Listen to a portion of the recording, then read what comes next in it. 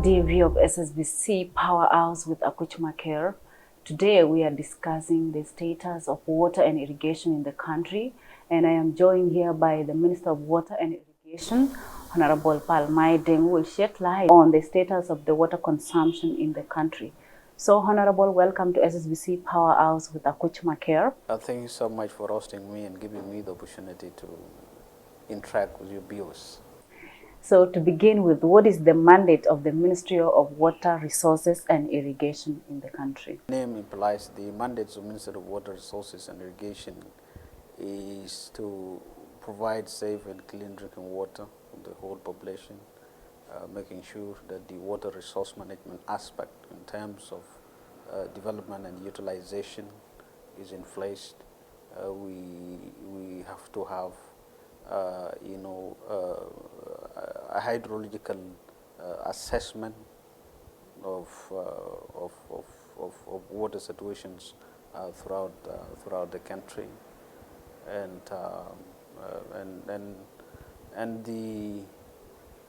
the study of the hydrology of water resources. Talking of the assessment, so what is the percentage of the population in the country that is consuming clean water for drinking? We have statistics from different sources, mainly from humanitarian organizations that are working in wash sector, that the population having access to safe and clean drinking water in South Sudan is 40%, with only less than 20% of this population becoming open defecation free. So 40% is on a lower side. So what is the government doing? Provision of safe and clean drinking water is one of the indications of growth and development. It's something that cannot be achieved overnight. It has to come in with financial support and commitment. But yes, the figure is low, as you have said, but I believe we have made progress. If you compare the status of providing safe and clean drinking water at this stage with the previous years, starting from 2005 back then. So we have made progress. You know why we are saying that? Because the fact that South Sudan has one of Africa's largest wetlands, the country is still struggling to have clean water. So, what is government doing towards that? And how long should the public wait for them to be able to get access to clean water? We are working. The government is a leader in mobilizing financial resources from the implementing agencies, mainly from the humanitarian organization and donor community. And we also are working to make sure at least a certain amount of money from the government budget is allocated toward provision of safe and clean drinking water. But this is a matter of time, and I'm sure in the next 5 years to come, we will achieve a higher figure than we have here, than we have now. Talking of the cause, yes, we all know that for a certain ministry to operate, there has to be a budget for that. Yes. But water is a basic need. That is a one that every South Sudanese citizen must have. So, in terms of budget, why has it not been prioritized when we talk of money?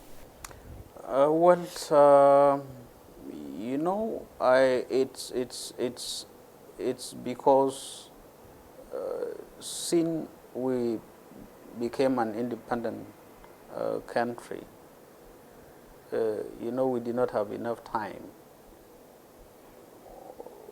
of stability. We had internal problem 2 years after we became an independent country. And because of that instability, the priority of the government and the focus shift. This is one of the problems. The second problem is that there has been lack of investment, both by the government and private sector, in water resource management. It is going to be the case. Definitely no. Water is basic life, and without it, life is impossible. And it is not only the amounts of water available that determines the availability of it. So it has to do something with the quality. Okay, and then the government is keenly aware that yes, something needs to be done. We need to have commitment. We have to mobilize resources to make sure that yes, safe and clean drinking water is provided for majority of our population, if not all.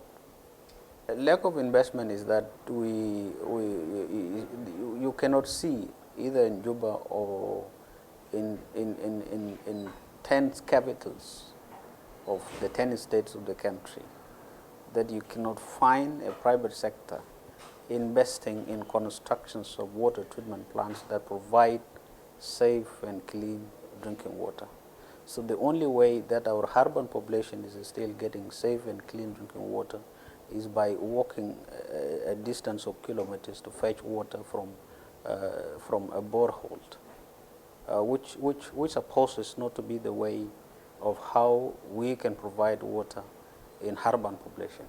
So this clearly indicates that there is a gap in the investment in water, and the intervention of the government also by making sure that a robust water supply system that provides safe and clean drinking water is put in place is not also there.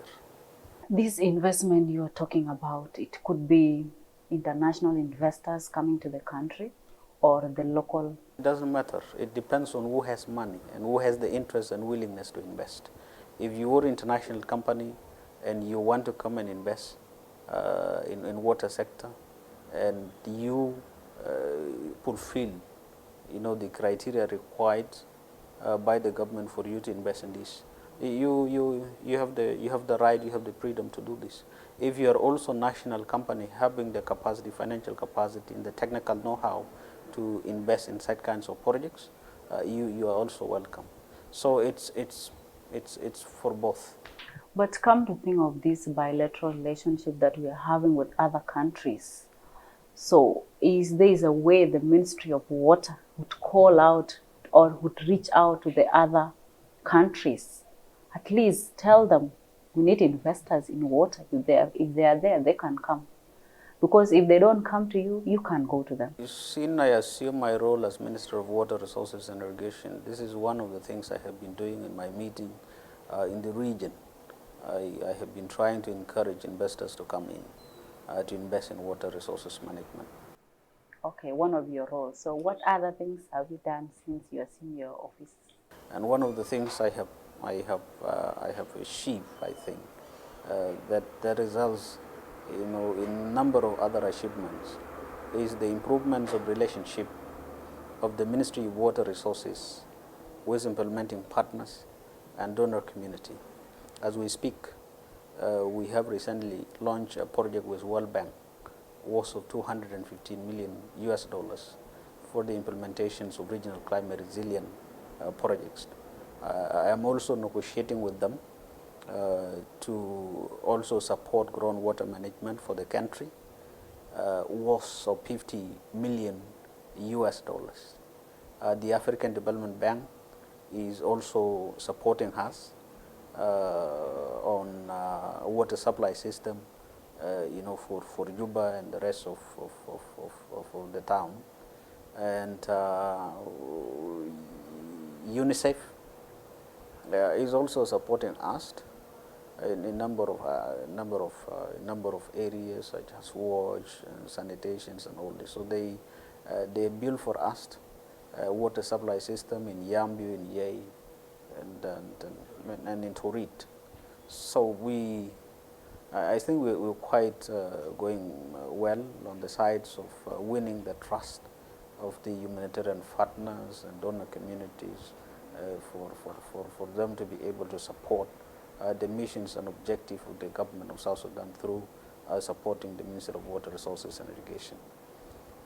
We have built in the last 2 years, since I assumed my office, several hydro meteorological station, hydromet station in different parts of the country, and as we speak, we are now able to get information, water data from this station. So we have, I think we have made a lot of achievement by making sure that we mobilize millions of dollars from the donor community and implementing agencies to make sure that at least we achieve what we want.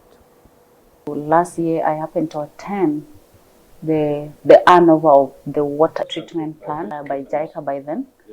So that was meant for Juba City. So are this population in Juba City, is it receiving clean water as we are talking now?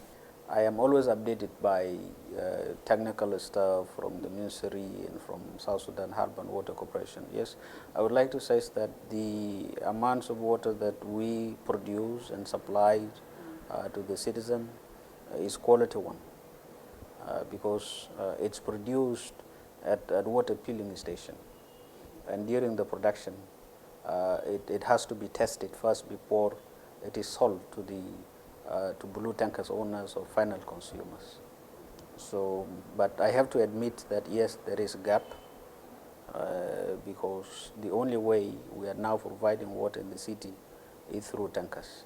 We do not have household connection, and in situations where you do not have household connection, you cannot rule out completely that 90% of water produced reach everyone. There are chances that people, maybe few in number, might get raw water from unsafe source, but I'm not sure. The only thing I know, according to the update I received from my technical team, is that yes, the water we supply is safe and healthy for human consumption. But I have to admit that yes, the gap is there. Oh, that turn take us to the tankers. We have just talked of water tankers. The prices keep on increasing, decreasing. With the orders from the city council, the prices decreases. After some time, it increases. And yet we already have water plant treatment in the country. So what can you say about that? It's very difficult. We have been having challenge with regard to how we can control price of water distributed by blue tankers owners. This is because the owners of the tankers are individual. They are not firm, and we have not signed any contractual agreement with them. And because of that, it's very difficult for them to be controlled. Now, what we're trying to do for us to find a solution to this on sustainable waste is that we need to have household connection for the whole city. Once we have household connection, that will provide everyone with water at household level without being supplied by the tankers, then we will have this problem addressed. So this is the only sustainable solution that we are trying to provide. So relying on water tankers for some time will not be a solution. While we are working, of course, to address this problem by making sure that we have got household connection, we have to make sure on short-term basis that we need to contract a company. We are now, reaching out to business people who can actually buy a number of trucks and then come to sign memorandum of understanding with us, so that this firm, okay, with legal contract from the government, will be the one to supply water. And so with that, we will be able to have control over that.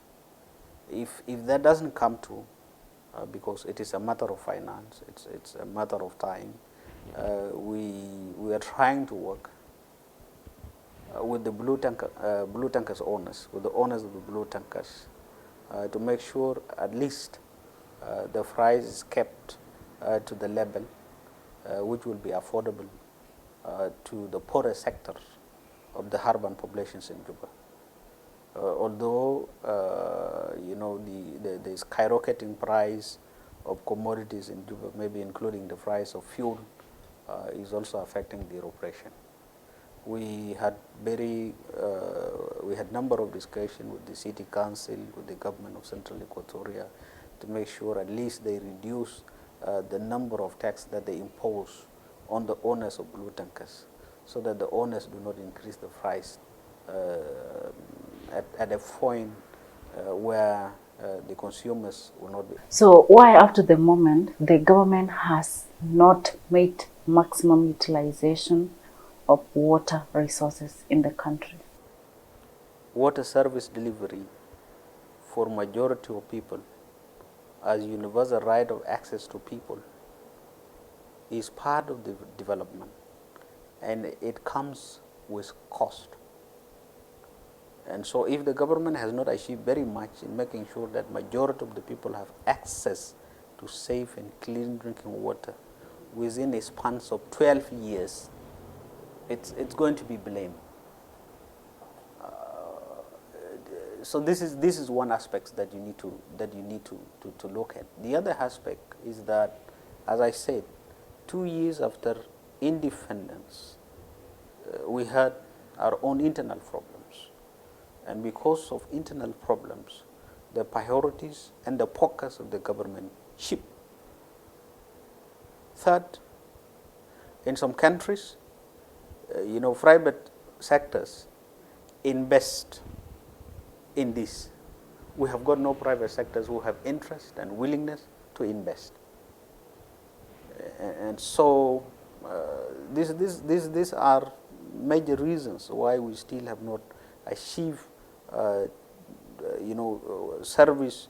water service delivery to the extent you imagine. But for a country to grow, develop, and succeed, sustainable peace and security stabilization are very critical. Without this, you will not be able to develop water infrastructures such as water treatment plant for the national capital and the rest of the state. So that's why. But with stability, we will make progress. The view of SSBC PowerHouse is taking a short break. Stay tuned. We're still here. The view of SSBC PowerHouse is taking a short break. Stay tuned. We're still here with Honorable Minister of Water and Irrigation, Honorable Mai Deng, who is here with us. This is PowerHouse with Akuch Maker. This program is focusing on political affairs, developments such as road, education, economic, environment, and current affairs. The program shall speak to specialists, analysts, and prominent personnel. You can also follow us on our social media platform, Twitter at PowerHouse, Facebook and Instagram at PowerHouse.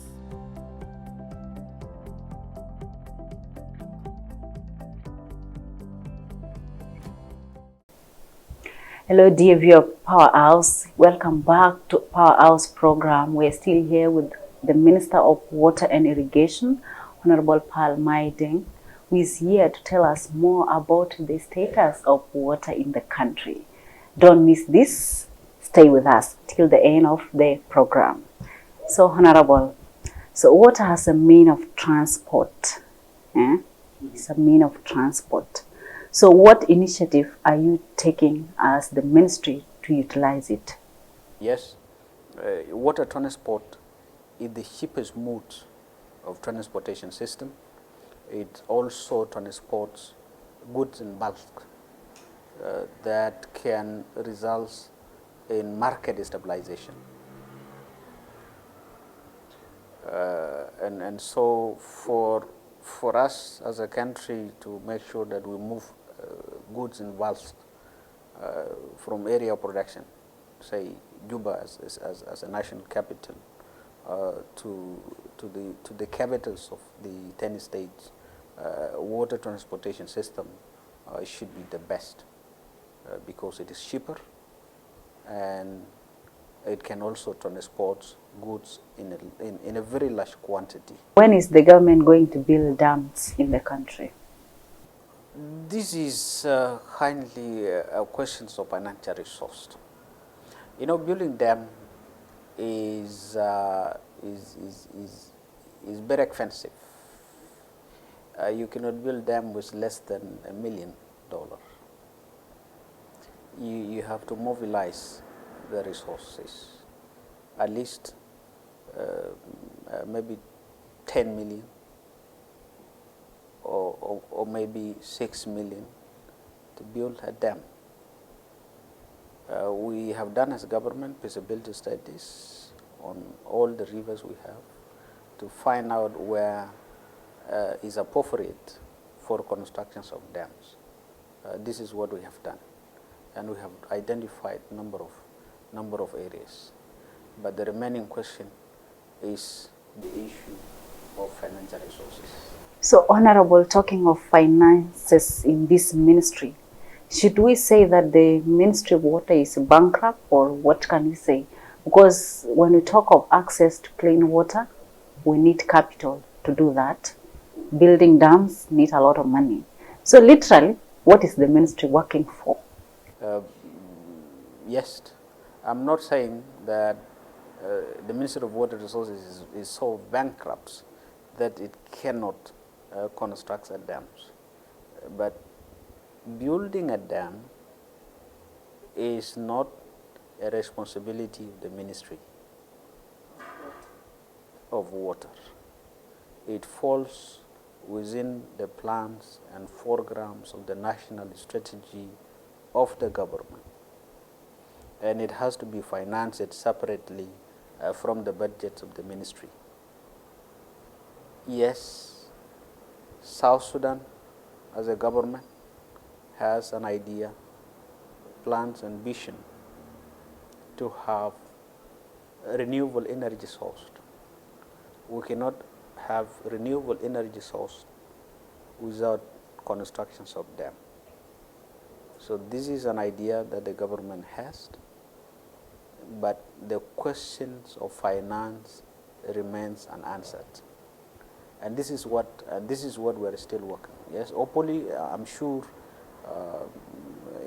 we will have such kinds of projects. So what is the status of dredging in the country? Some few years back, it was all about dredging. What is the status of dredging? Akuch, I do not know if you deliberately refuse to say cleaning or clean. Is it an intention? But I don't mind, even if it is an intention. We have said clearly as government that what we will be doing is not dredging. We have got many of our rivers silted with wooden logs and aquatic weeds, and as a result of that, water transportation system and navigations have been severely affected. So for us to restore navigation or water transport system, we have to clean and clear our rivers from aquatic weeds and wooden log. In other way around, if you don't want to say clean and clear, you can say removal of aquatic weeds and wooden log from the rivers so that they become clean and clear, so that boats and steamers can move. These are the terminologies that we want journalists, that we want every academician to use.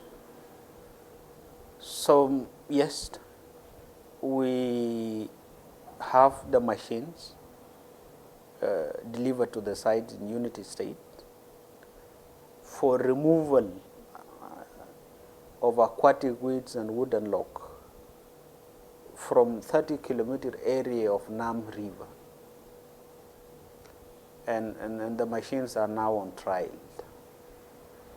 We trying to remove some of the weed from the existing river Nam, so that we see to it what impacts it will create, and then from there we will go to launch the projects. So this is what I know is happening. Cleaning. Don't even say cleaning, say removal of aquatic weeds and wooden log for everyone to understand. Removals of aquatic weeds and wooden logs.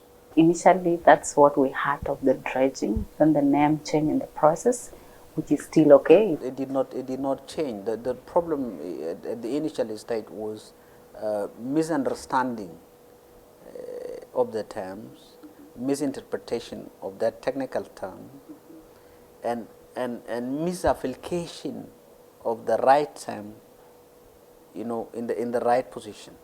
So the initial idea of the government was that our rivers are full of aquatic weeds and wooden log. They have to be cleared so that the navigation system is restored. What is the government doing towards the flooding in some part of the country? Well, this is quite very challenging. I hope you have a good understanding of the magnitudes of the floods and torrential rain that the country has experienced for these 4 years in a row. The response capability or intervention of the government and that of humanitarian partners have been seriously overwhelmed. And what we are doing as a government is making sure that we put the few resources we have at our disposal and mobilize partners and donor community to contribute so that dikes and embankment of the rivers are built in flood-prone areas. And that those exposed to such kinds of risk are made aware of the risk, and then be able to take precaution before the next flood. So this is what we are doing, and I think with the support of the partners and with the intervention of the government, we have there are dikes built in Bor, in Fangak, in Unity State, and in many other areas. How is the response after building those dikes? Well, the response has been very positive, although the impact was, is completely not 100% positive, because as we speak, there are people displaced, and majority of the people are now living in dikes. Let's say if you go to Bor, you find almost the whole state is in dike. You go to Unity State, you find the same thing. Go to Fangak is also the same thing. So they are living in a very congested areas where outbreak of diseases is very common, and famine and starvation is also order of the day, because they are living in a place where each household cannot find even a piece of land to grow crops such as okra. Yeah, but we are trying, making sure that yes. It's alleged that the Nile water is being contaminated through waste products dumped into the water. I do not know if you know that pollution of environment is not the responsibility of the Minister of Water Resources and Irrigation, falls under Ministry of Environment and Forestry. But if it comes to, if it comes to pollution of rivers, yes, we have a part to play. I got this information, this allegation that River Nile, within Juba, was contaminated. I did not take this information lightly. In response to this, I I constitute an investigation committee which actually went to investigate whether the alleged reports of pollution in the river is true or not. And then what they came back with was that there was no substantial evidence that the alleged report of the River Nile pollution is true. And with this, I consider the report irrelevant. But some water companies went to an extent whereby they're saying the water has oil because smell as a result of the Nile River. You know, our question today was you have to be convinced by evidential proofs. If you don't come to me with facts, with hard facts, with evidence that can be verified, I think I would not be, it would not be good for me to come to a certain conclusion that this and that have happened while I do not have evidential proof.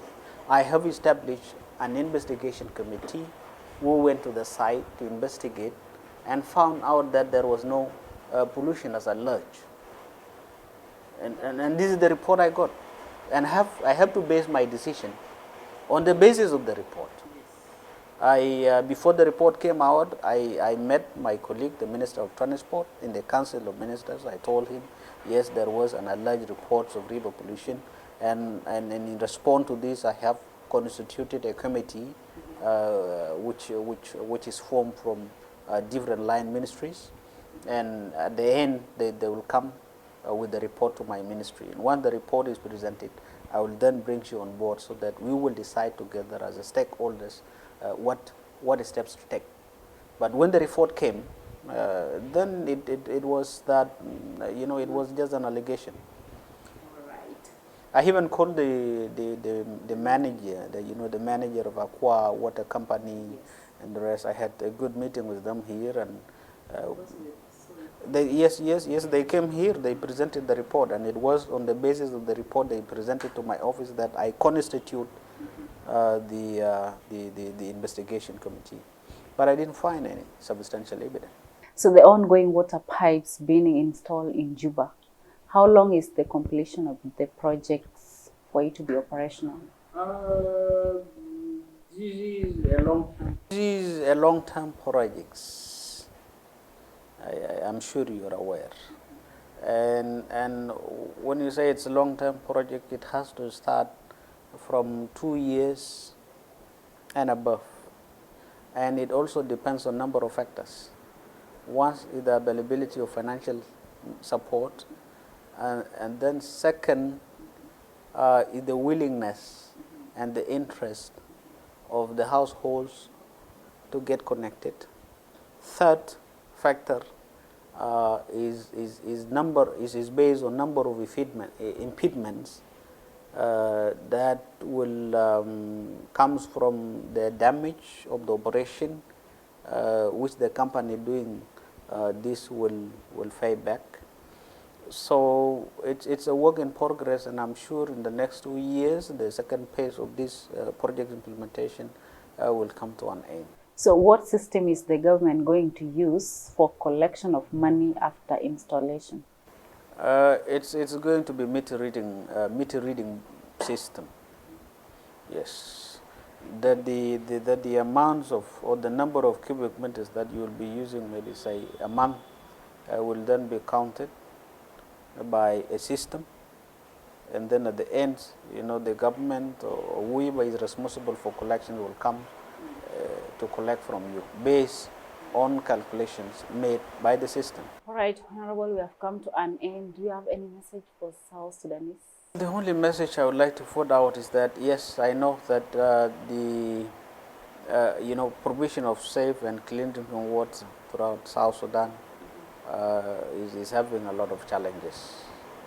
And the only way that our people are getting water is from boreholes and walking distance of kilometers to fetch, which is supposed not to be the way in urban areas. But I have to assure you that in the next 2 years to come, given the facts that we remain stable, then we will be able to make a difference as Ministry of Water Resources and as South Sudan Urban Water Corporation. And that's all we have for you tonight on SSBC PowerHouse. We were hosting the Minister of Water and Irrigation, Honorable Mai Deng, who was able to shed lights on the status of the water consumption in the country. Stay tuned for the rest of the program. I am Akuch Maker. Thanks for tuning in to SSBC PowerHouse.